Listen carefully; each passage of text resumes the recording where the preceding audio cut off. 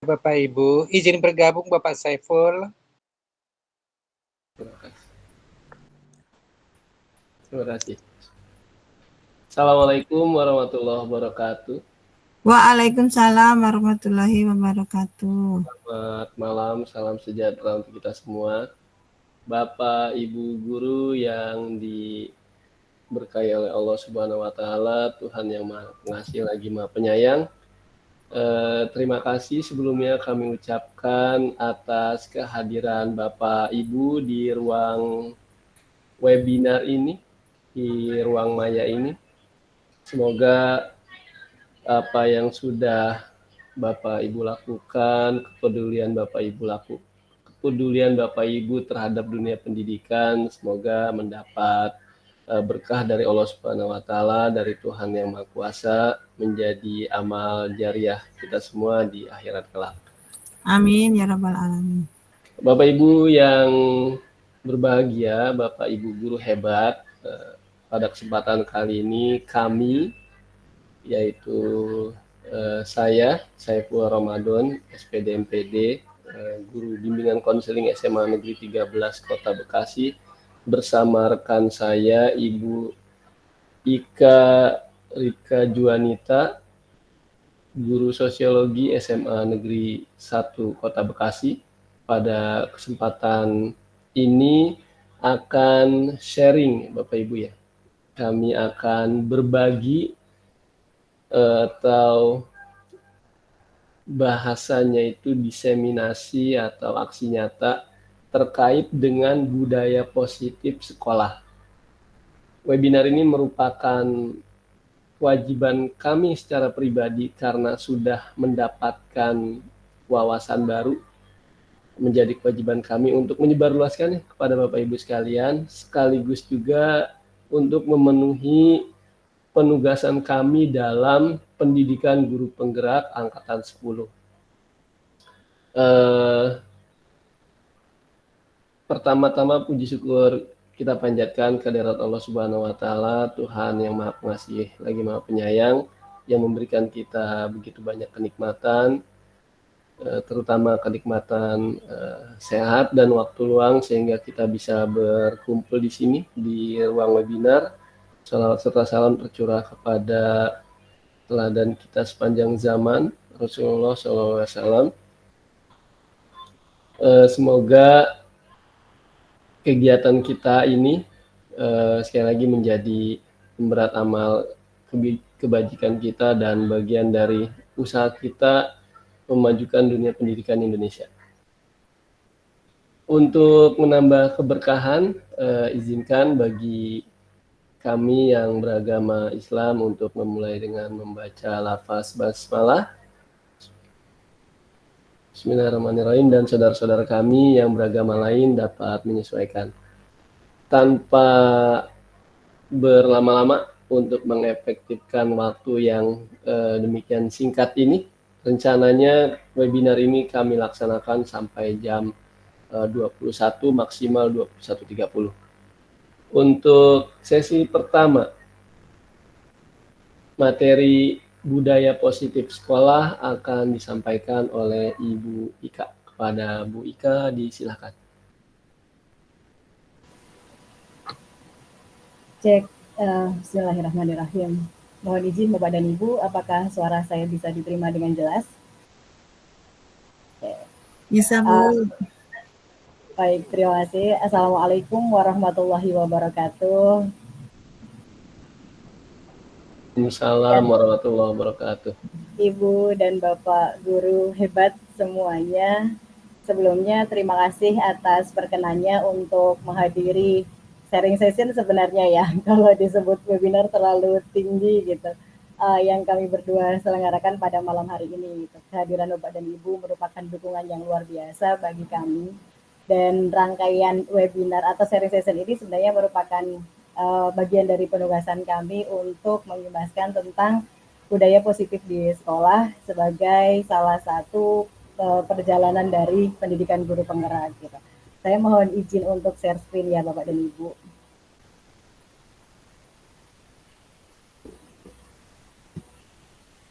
Baik, sudah terlihat dengan jelas ya. Oke, Ibu dan Bapak mungkin sebagian sudah tidak asing lagi dengan budaya positif di sekolah, atau mungkin sebenarnya di antara Bapak dan Ibu juga ada yang sudah melalui tahapan yang sedang kami jalani saat ini gitu. Nah, kami mengambil satu topik spesifik tentang menumbuhkan kedisiplinan dengan keyakinan kelas gitu. Nah, Ibu Bapak, sebelum kita mulai bahas apa sih sebenarnya budaya positif, keyakinan kelas, kemudian nanti mungkin ada beberapa istilah baru yang akan kita dengar gitu. Kita coba lakukan satu hal ini terlebih dahulu. Ibu dan Bapak coba genggam atau kepalkan tangannya erat-erat gitu. Coba salah satu tangannya kepalkan dan pegang erat-erat. Bayangkan bahwa yang ada dalam genggaman itu adalah satu hal yang penting atau sangat berharga untuk kelangsungan hidup kita gitu.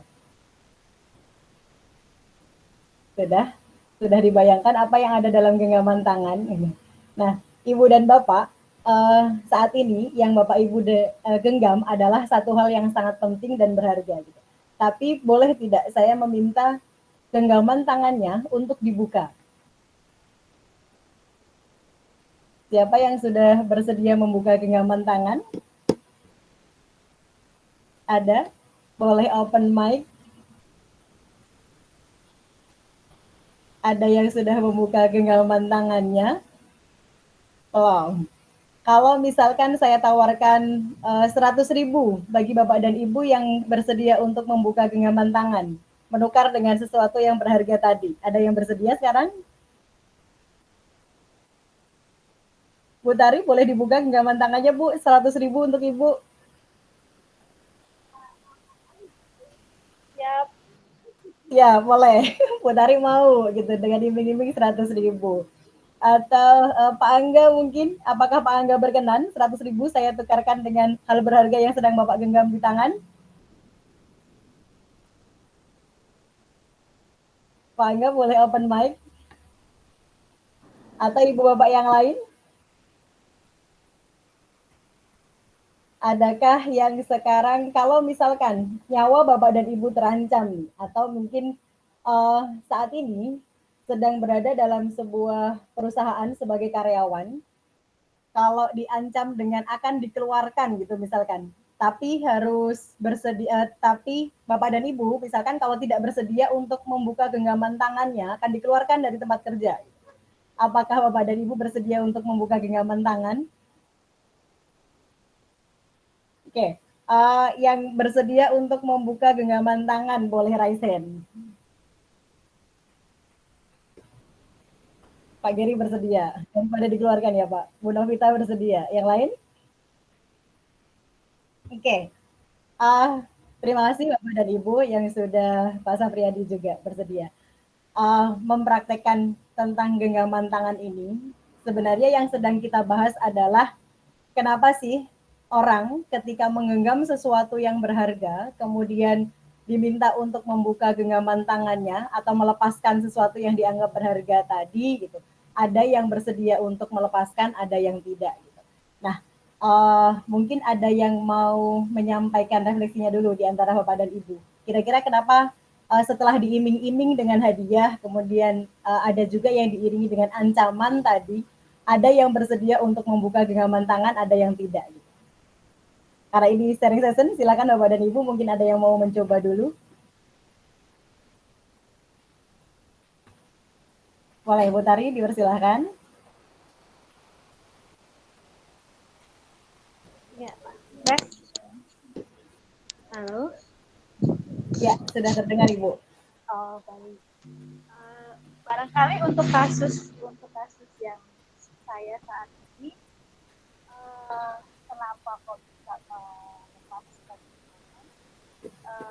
kasusnya ya, untuk kasus ini ya, karena saya belum sepenuhnya menyadari apa yang sebenarnya saya tinggalkan. Jadi ketika ada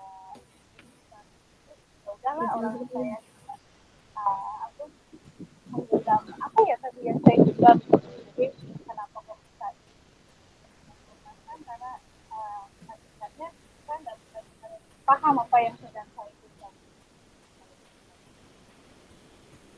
Oke, terima kasih Bu Tari. Tadi saya bisa tangkap di awal ada sebagian mungkin belum menyadari sebenarnya apa yang sedang digenggam gitu kalau saya tidak salah dengar gitu. Bapak Ibu yang lain boleh mencoba atau kalau malu-malu berbicara boleh dituliskan di kolom chat gitu. Nah, sebenarnya adalah kemungkinan yang akan terjadi, ada yang bersedia membuka atau tetap menutup gitu. Bersedia membuka dengan tadi diiming-iming hadiah, dibujuk gitu, atau di bawah ancaman, diintimidasi. Dan perlakuan yang sama pun ada yang tetap bertahan untuk menutup genggaman tangannya gitu. Kenapa hal ini terjadi? Karena kita sendiri yang bisa memegang kontrol atas kepalan tangan kita gitu. Apakah kita bersedia membuka atau bertahan menutup kepalan tangan itu? Itu tergantung dari diri kita masing-masing sesuai dengan kebutuhan dasar kita saat itu gitu. Nah, begitu juga dengan murid sebenarnya Ibu dan Bapak. Kita akan berangkat ke kenapa murid ada yang mau patuh dengan tata tertib sekolah, kenapa ada yang tidak gitu. Dan kenapa kita bisa mengarahkan beberapa siswa, kenapa ada yang sudah setiap hari kita ingatkan tentang tata tertib, dihukum ketika mereka melanggar, itu pun masih aja tetap mereka melanggar gitu. Karena mungkin mereka belum memiliki kebutuhan dasar untuk mengikuti tata tertib tadi. Karena mereka melakukan sesuatu, mau patuh atau tidak, itu ada teori motivasi dari dalam diri mereka sendiri. Baik itu motivasi internal maupun atau intrinsik maupun motivasi ekstrinsik gitu. Nah, kenapa mereka kadang mau disiplin, kadang tidak? Itu bisa jadi karena 3 hal ini. Untuk menghindari ketidaknyamanan hukuman, kemudian mendapatkan imbalan dari orang lain atau institusi, kemudian untuk menghargai diri sendiri. Nah, yang menjadi goal kita nanti adalah tujuan kita adalah murid itu mau disiplin gitu. Kemudian yang akan kita lakukan dengan membuat dan menerapkan keyakinan kelas gitu. Sebenarnya disiplin sendiri itu apa? Ki Hajar Dewantara pernah mengatakan bahwa di mana ada kemerdekaan, di situ harus ada kedisiplinan yang kuat. Sungguh pun disiplin itu bersifat self-disiplin, yaitu kita sendiri yang mewajibkan kita dengan sekeras-kerasnya, tapi itu sama saja. Sebab kalau kita tidak cakap melakukan self-disiplin, maka wajiblah penguasa lain mendisiplinkan kita. Jadi kalau misalkan seorang siswa tidak mau membangun motivasi intrinsiknya untuk mau disiplin, ya berarti ada penguasa lain atau kalau dalam hal ini di sekolah guru gitu yang harus mendisiplinkan mereka gitu. Selama ini mungkin kita memaksa dengan tata tertib gitu. Kalau melanggar akan ada hukuman gitu. Tapi apakah semua itu benar termasuk sebagai sebuah budaya positif yang wajib dilanggengkan di sekolah atau tidak gitu. Nah, ini yang akan kita sharing pada malam hari ini gitu. Kemudian tokoh lain ada Dian Negosi yang pernah mengatakan juga bahwa disiplin itu artinya belajar. Kata disiplin juga berasal dari akar kata yang sama dengan disciple gitu atau murid, pengikut. Untuk menjadi seorang murid atau pengikut, itu seseorang harus paham betul alasan mengapa mereka mengikuti suatu aliran atau ajaran tertentu. Sehingga motivasi yang terbangun adalah motivasi intrinsik, gitu, bukan ekstrinsik. Mereka harus mau disiplin itu ketika dalam diri mereka ada kemauan bahwa saya disiplin itu karena saya butuh. Ada sesuatu yang akan terpuaskan dalam diri saya ketika saya berdisiplin atau mengikuti keyakinan kelas. Nah, kemudian yang saya sebut-sebut dari tadi keyakinan kelas gitu. Mungkin beberapa di antara ibu dan bapak sudah akrab atau menerapkan bahkan karena ini kurikulum merdeka gitu di kelas apa di sekolah apa itu keyakinan kelas. Atau mungkin juga beberapa masih pakai tata tertib peraturan gitu. Jadi keyakinan kelas itu apa sih? Kita coba dulu untuk diskusi, Bapak dan Ibu, kenapa sih kita memiliki peraturan tentang penggunaan helm gitu pada saat mengendarai kendaraan roda 2 atau motor. Yang masih setia dengan motor, mungkin mau coba, Bapak dan Ibu, silahkan.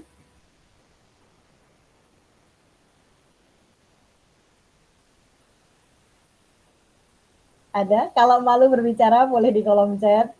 Kenapa sih memakai helm gitu?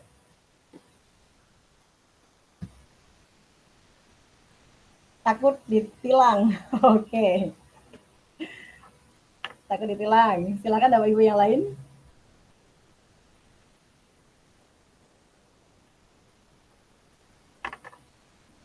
ada yang pernah berpikir bahwa selama perjalanan nanti takut jatuh gitu. Jadi kalau misalkan tidak pakai helm akan bahaya buat kepala.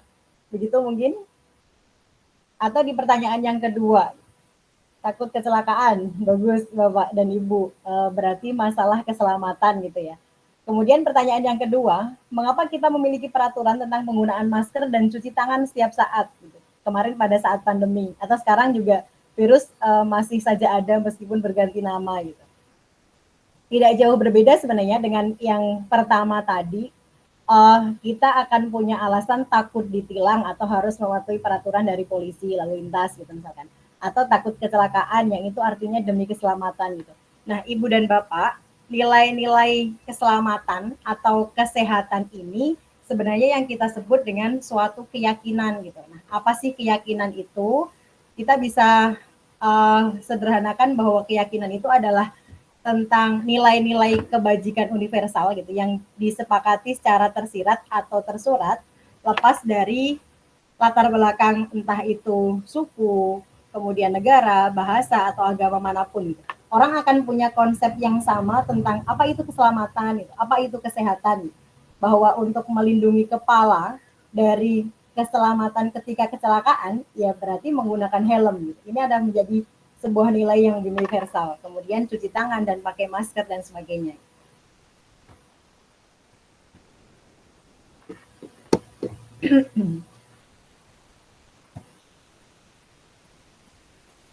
Nah, kita fokus pada mencapai kedisiplinan tadi dengan posisi kita sebagai seorang guru melalui keyakinan kelas.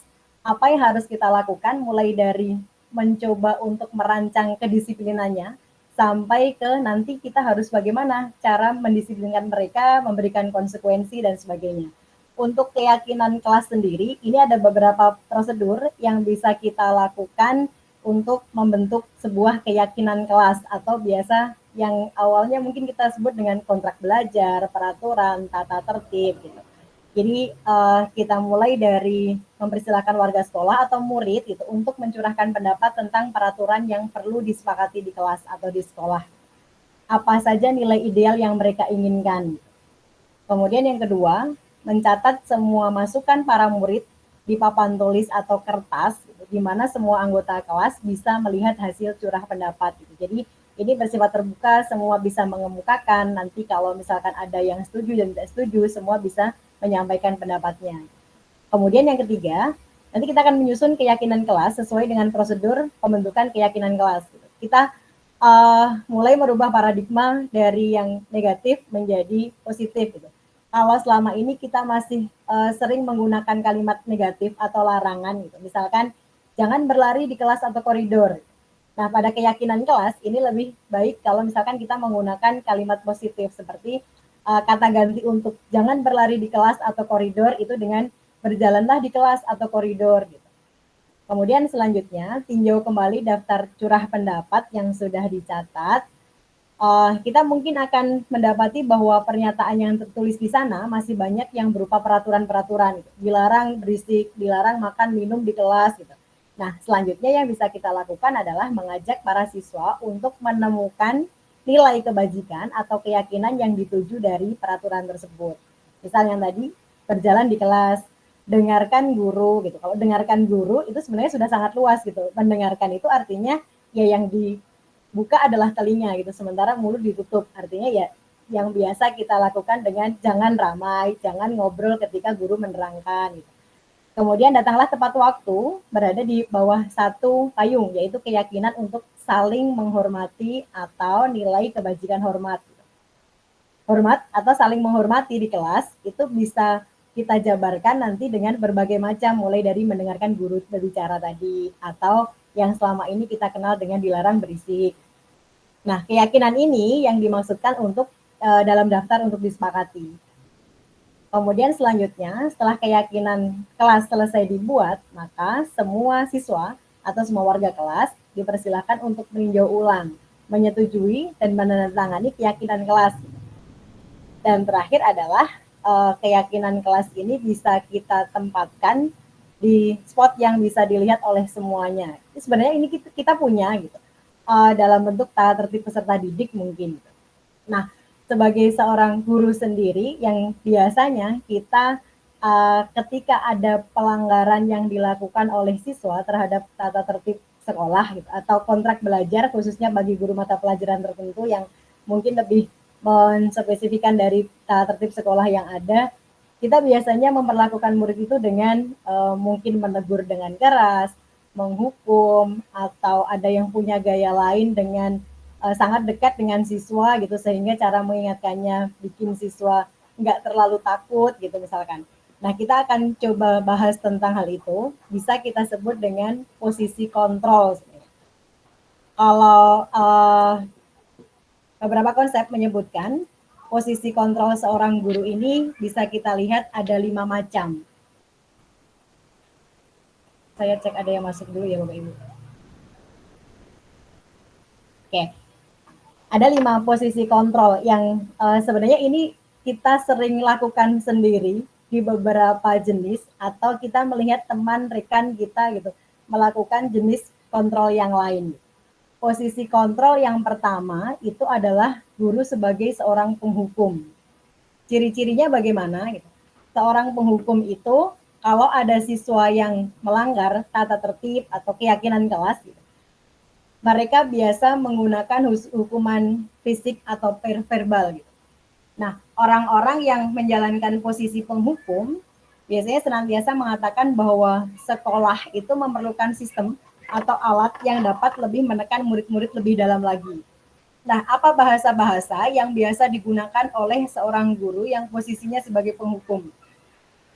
Mereka kalau ada atau mendapati siswa yang sedang melanggar tata tertib, gitu, biasanya akan mengatakan patuhi aturan atau awas ya, gitu, atau kamu selalu saja salah, atau bisa juga dengan kata-kata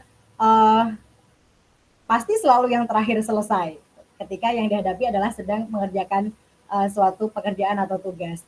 Nah, guru seperti ini senantiasa percaya hanya ada satu cara agar pembelajaran bisa berhasil, yaitu cara dia gitu, yang dia lakukan, yang dia katakan tadi.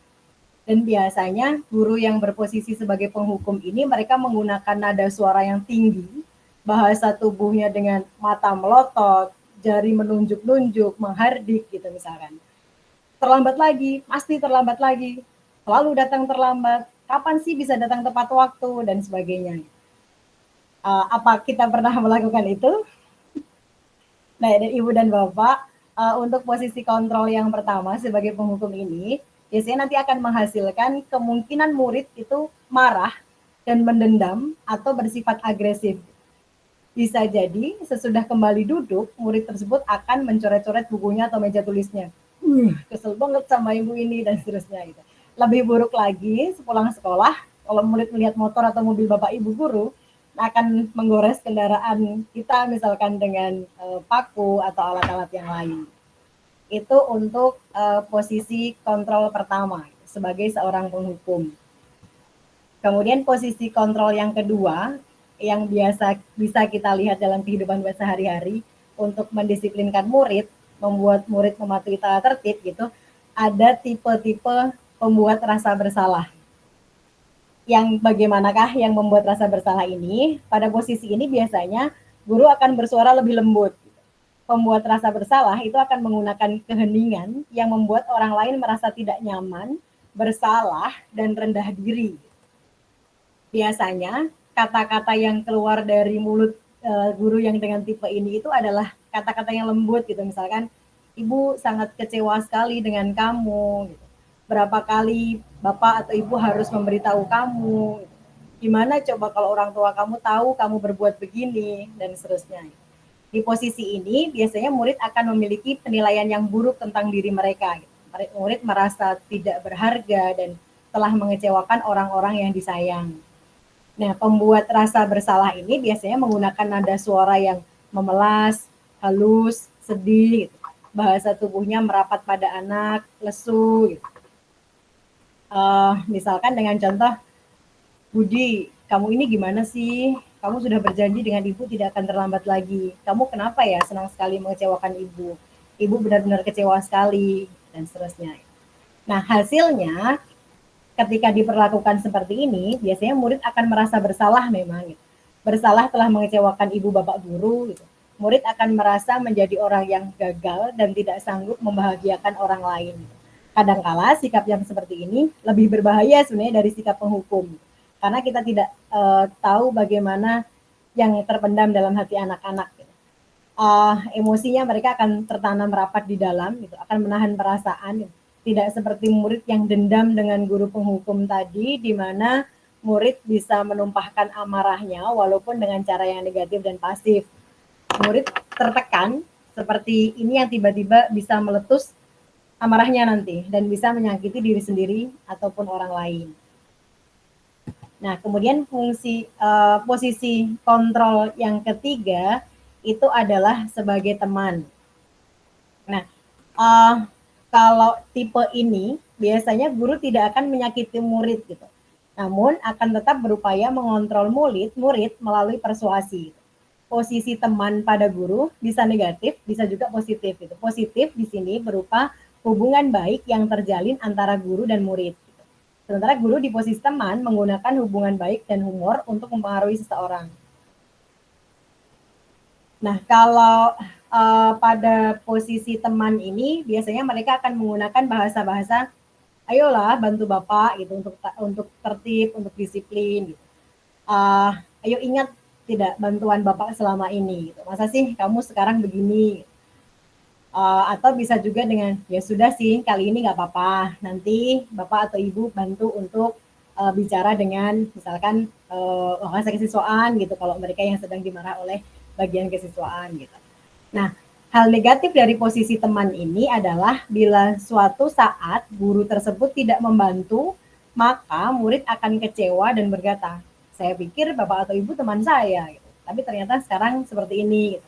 Murid merasa dikecewakan dan tidak mau lagi berusaha gitu. Hal lain yang mungkin timbul adalah murid hanya akan bertindak untuk guru tertentu.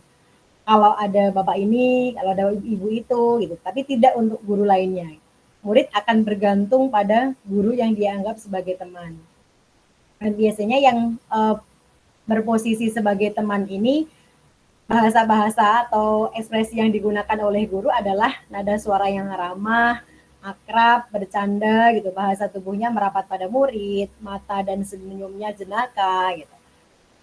Hasilnya kalau posisi kita sebagai seorang teman bagi siswa, mereka akan senang dan akrab dengan guru. Gitu. Ini termasuk dampak yang positif. Hanya saja di sisi negatifnya murid menjadi tergantung tadi pada guru tersebut. Bila ada masalah, dia merasa bisa mengandalkan guru tertentu untuk membantunya. Jadi akibatnya lain dari posisi teman. Kalau misalkan ada seorang anak adik gini misalkan, yang tadi sempat kita bantu atau kita selalu utamakan dia, gitu, dia hanya akan berbuat sesuatu bila yang menyuruh adalah guru yang dianggap sebagai teman. Belum tentu berlaku yang sama bagi guru yang lain. Kemudian posisi yang keempat ini bisa kita sebut sebagai posisi pemantau. Dengan ciri-ciri memantau itu kan berarti mengawasi. Gitu. Jadi pada saat kita mengawasi, kita bertanggung jawab atas perilaku orang-orang yang kita awasi. Posisi memantau berdasarkan pada peraturan-peraturan dan konsekuensi. Gitu. Dengan menggunakan sanksi atau konsekuensi, guru atau kita itu bisa memisahkan hubungan pribadi kita dengan murid sebagai seorang yang menjalankan posisi pemantau. Nah, kalau pada posisi memantau ini biasanya kata-kata atau bahasa yang akan dikatakan oleh guru adalah peraturannya apa, gitu, atau apa yang telah kamu lakukan. Gitu. Bisa juga dengan sanksi atau konsekuensi apa nih. Nah, seorang pemantau ini sangat mengandalkan penghitungan, gitu, catatan, data yang dapat digunakan sebagai bukti atas perilaku seseorang. Posisi ini akan menggunakan misalkan stiker, slip catatan, daftar cek. Gitu. Posisi memantau sendiri berawal dari teori stimulus respon, mungkin yang belajar pedagogik bisa mengingat ini Bapak dan Ibu, yang menunjukkan tanggung jawab guru dalam mengontrol murid. Gitu. Nah, tipe seperti ini nanti biasanya akan menghasilkan murid-murid yang memahami konsekuensi yang harus dijalankan karena telah melanggar salah satu peraturan sekolah. Gitu. Guru tidak menunjukkan suatu emosi yang berlebihan, menjadi marah atau membuat merasa bersalah. Gitu. Murid tetap dibuat tidak nyaman, yaitu dengan harus tinggal kelas misalkan pada waktu jam istirahat dengan mengerjakan tugas, Kemudian guru tetap harus memantau murid pada saat mengerjakan tugas di jam istirahat karena tidak bisa ditinggal seorang diri. Kalau misalkan kasusnya adalah ada murid yang tidak mengerjakan tugas pada jam pelajaran sebelumnya gitu. Jadi dia akan terkonsekuensi dengan harus mengerjakan tugasnya pada jam yang seharusnya dia bisa istirahat. Kemudian untuk membuat disiplin lagi, posisi kita yang terakhir adalah bisa menjadi seorang manajer. Nah, posisi ini guru itu berbuat sesuatu bersama dengan murid. Gitu. Jadi mereka akan mempersilahkan murid mempertanggungjawabkan perilakunya, mendukung murid agar dapat menemukan solusi atau permasalahannya sendiri. Nah, seorang manajer telah memiliki keterampilan di posisi teman maupun pemantau. Dengan demikian bisa jadi di waktu-waktu tertentu kembali pada dua posisi tersebut bisa dilakukan. Tapi bila menginginkan murid kita menjadi manusia yang merdeka, mandiri, dan bertanggung jawab, maka kita perlu mengacu pada restitusi yang dapat menjadikan murid kita sebagai seorang manajer bagi dirinya sendiri. Nah, apa itu restitusi? Mungkin kalau ini hal yang baru lagi, nanti ini yang akan dibahas oleh Bapak Saiful. Nah, kemudian apa lagi yang bisa kita lihat dari seorang pemantau ini? Seorang pemantau atau manajer ya, terakhir manajer gitu. Pada posisi manajer ini guru biasanya bersifat atau dari suara, gestur dan lain sebagainya mereka akan tulus gitu. Tidak perlu marah, tidak perlu meninggikan suara gitu. Apalagi menunjuk-nunjuk jari ke murid, berkacak pinggang atau bersikap seolah-olah menyesal yang seperti posisi pembuat rasa bersalah tadi gitu. Kemudian tampak sedih akan perbuatan murid gitu, atau tidak juga bersendau gurau menempatkan diri sebagai teman gitu. Jadi seideal mungkin pada satu kasus tertentu. Gitu. Nah, fokusnya itu ada pada murid, bukan untuk membahagiakan guru atau orang tua. Murid sudah mengetahui adanya suatu masalah dan sesuatu perlu terjadi.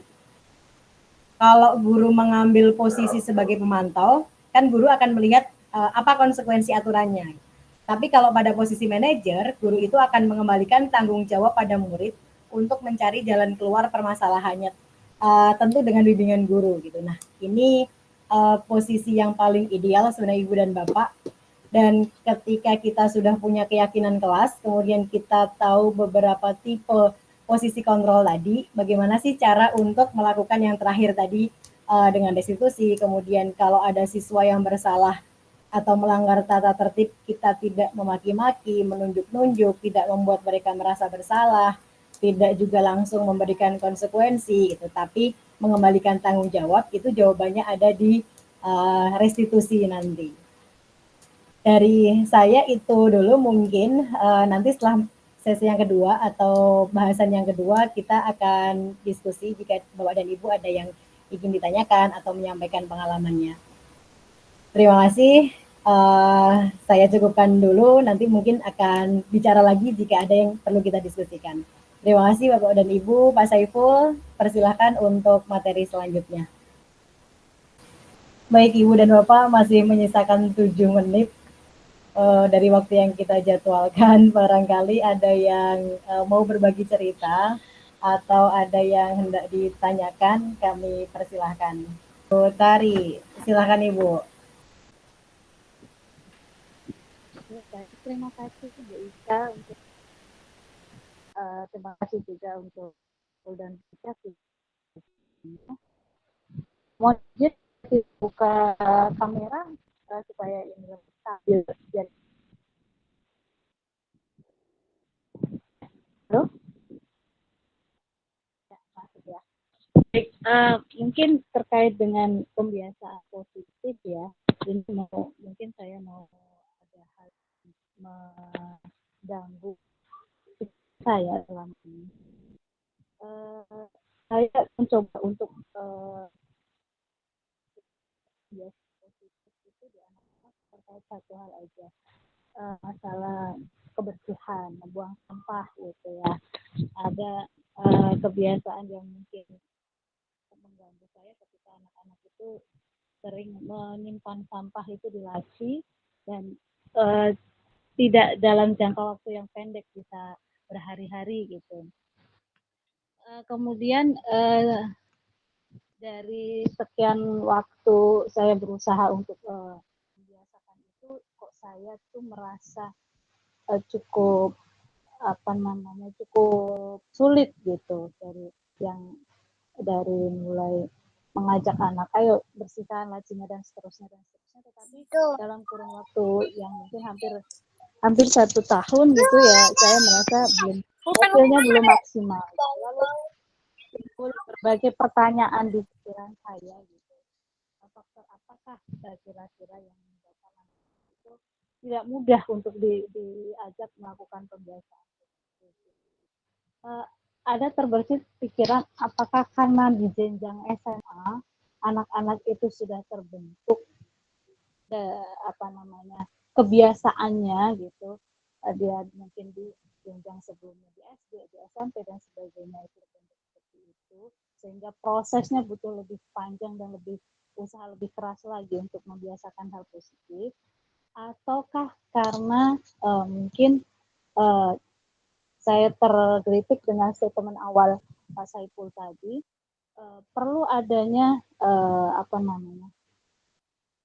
kebersamaan dari sekolah, jadi budaya yang ditanamkan dari sekolah, bukan hanya sekedar di kelas dan seterusnya, tapi yang lingkup lebih luas gitu. Jadi upaya-upaya itu harus masif, kemudian terstruktur dan seterusnya. Apakah karena itu? Nah, itu yang mengganggu pikiran saya selama ini. Nah, mungkin barangkali Pak Saiful atau Bu Ica bisa menanggapi apa yang saya bingungkan selama ini. Kurang lebihnya itu mohon maaf. Assalamualaikum warahmatullahi wabarakatuh. Tadi kalau yang saya tangkap adalah untuk membentuk kedisiplinan yang kontinu gitu ya. Kemudian beberapa hal sudah dilakukan gitu. Tadi yang kita sebut-sebut adalah tentang keyakinan kelas gitu. Bagaimana caranya supaya ini bisa tepat dilakukan dan efektif untuk berkelanjutan. Begitu bukan ya? Benar sih Bu, sebenarnya seperti tadi yang kita ilustrasikan di awal gitu ya, kita membuat genggaman tangan, kemudian menganggap bahwa apa yang kita genggam itu adalah hal yang sangat berharga. Gitu. Apakah ketika diminta untuk membuka, diiming-imingi akan diberikan sesuatu jika mau membuka kepalan tangan, atau bahkan diancam gitu, apakah semua siswa atau semua orang akan bersedia untuk membuka genggaman tangan? Ternyata ada yang mau, ada yang enggak gitu. Nah, kenapa begitu? Karena memang ternyata fungsi kontrol itu ada pada diri sendiri gitu. Nah, yang paling tepat kita lakukan sebenarnya adalah membangun motivasi dalam diri siswa gitu. Tadi keyakinan kelas yang saya sebut-sebut itu adalah satu lingkup terkecil yang bisa dilakukan oleh guru gitu di dalam kelas masing-masing atau mata pelajaran masing-masing dengan kontrak belajar misalkan.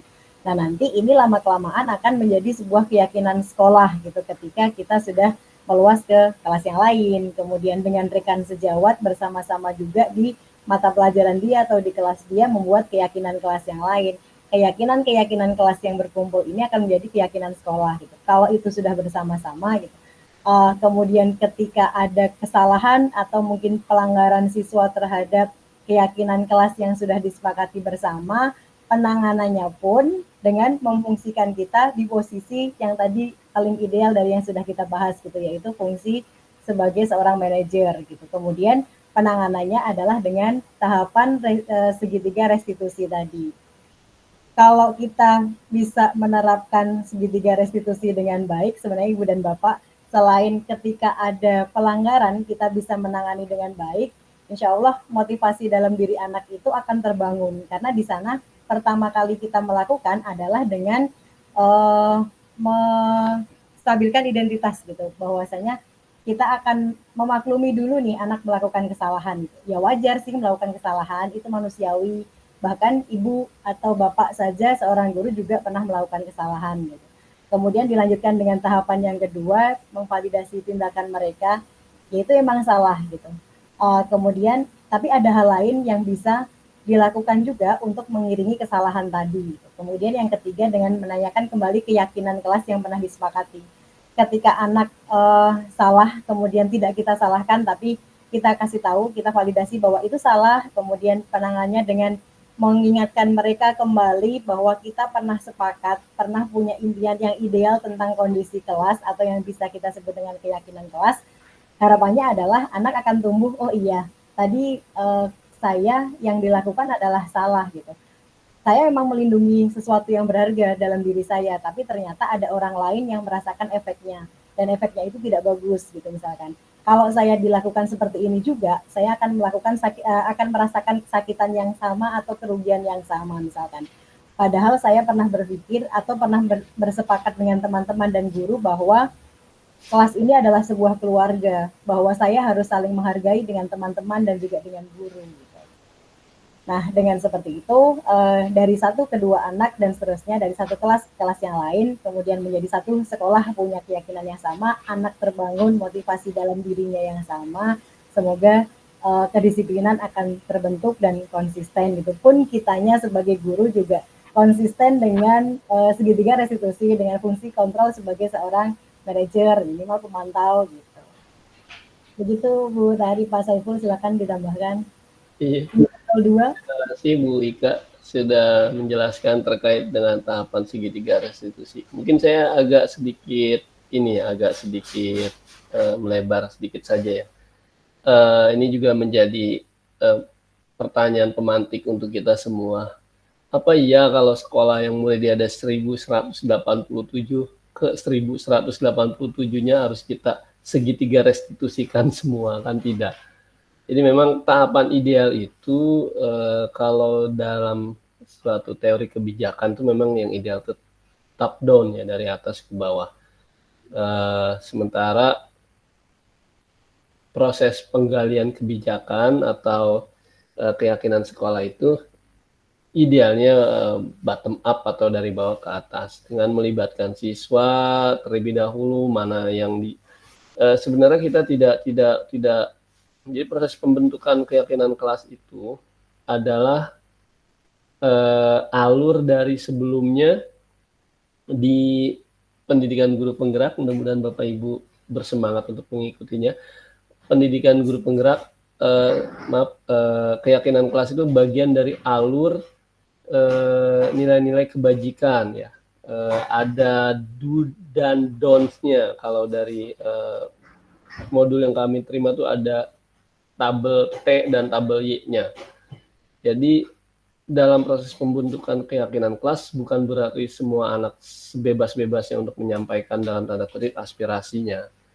Keyakinan kelas ini balik ke tadi yang saya sampaikan terkait dengan merdeka yang dicetuskan oleh Ki Hajar Dewantoro, bahwa kemerdekaan manusia itu terbatas karena jangan sampai kemerdekaan anak-anak kita itu sampai mencederai kemerdekaan orang lain. Keyakinan kelas dibangun di atas tujuan kegiatan belajar mengajar yang kondusif. Maka dalam proses curah pendapat atau brainstorming saat awal-awal tahun ajaran baru antara Bapak Ibu wali kelas dengan anak-anak binaan Bapak Ibu adalah dalam kerangka proses KBM yang kondusif. Sampah atau kelas kotor bagian dari menciptakan atau bagian dari gambaran KBM kondusif atau tidak. Idealnya kalau tadi Bu Tari menyampaikan, ini anak-anak sudah diingetin, bahkan sampah itu hitungannya tidak jam, tapi sampai berhari-hari tidak dibersihkan dan segala macamnya, ya maka keyakinan kelasnya harus di-update atau keyakinan kelasnya harus disepakati bersama dalam bentuk paling sederhana ya, di salah satu bagian dari kelas atau di dinding ada keyakinan kelas yang dibubuhkan oleh tanda tangan oleh semua anak. Jadi kalau sampah atau kebersihan kelas bagian dari keyakinan kelas, maka anak-anak yang tidak membuang sampah atau menyimpan sampahnya di laci hitungan jam atau pergantian guru bahkan sampai berhari-hari, maka ada keyakinan kelas yang dilanggar. Bisa diterapkan segitiga restitusi. Untuk level sekolah, idealnya memang menurut saya bentuknya sudah di atas keyakinan sekolah, bentuknya bisa gerakan, di mana gerakan ini lebih kuat motivasi intrinsiknya dibanding sekedar keyakinan sekolah yang membuang sampah pada tempatnya. Jadi ada gerakan semacam gerakan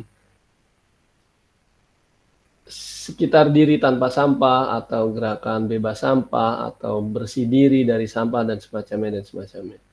Nah, untuk penerapan di bimbingan konseling sendiri ada teori yang secara spesifik mengurangi kebiasaan-kebiasaan menyimpan sampah atau berbuat yang melanggar kondisi atau kegiatan KBM. Ada teori namanya satiation, Bu Tari. Anak-anak yang melakukan suatu hal seperti tadi misalnya menyimpan sampah, maka semua sampah yang ada itu diletakkan di dekat dia per 5 menit. Nanti setelah dia setiap 5 menit ditaruh sampah di mejanya, setiap 5 menit ditaruh sampah di mejanya, terus sampai dia sadar bahwa sampah itu buruk buat dia atau nggak nyaman buat dia. Tapi kan kita tidak mungkin melakukan itu. Jadi yang paling ideal untuk sekolah adalah adanya gerakan dan sebelumnya ada keyakinan sekolah. Itu mungkin terkait dengan pertanyaan dari Bu Tari. Mau ada sesi lagi Bu Ika atau dicukupkan? Sudah ada reminder dari hostnya Pak 2107. Ibu dan Bapak, Pak Saiful mungkin ada pesan terakhir? Bapak Ibu, terima kasih sudah menyempatkan waktunya. Kami merasa terhormat sekali. Bapak Ibu sudah mengorbankan kuota atau mungkin waktu bersama anak-anak, dan kami mohon maaf karena telah memposisikan Bapak Ibu untuk memilih, dan Bapak Ibu akhirnya sudah menentukan pilihan untuk hadir di dalam sharing session ini. Sekali lagi kami mengucapkan terima kasih, suatu kehormatan bisa menyampaikan pengetahuan yang kami dapat. Untuk menjaga silaturahmi ke depannya, saya Bu Ika sangat-sangat terbuka kalau ingin komunikasi secara lebih lanjut melalui handphone dan segala macam. Itu mungkin pesan dari saya, Bu Ika.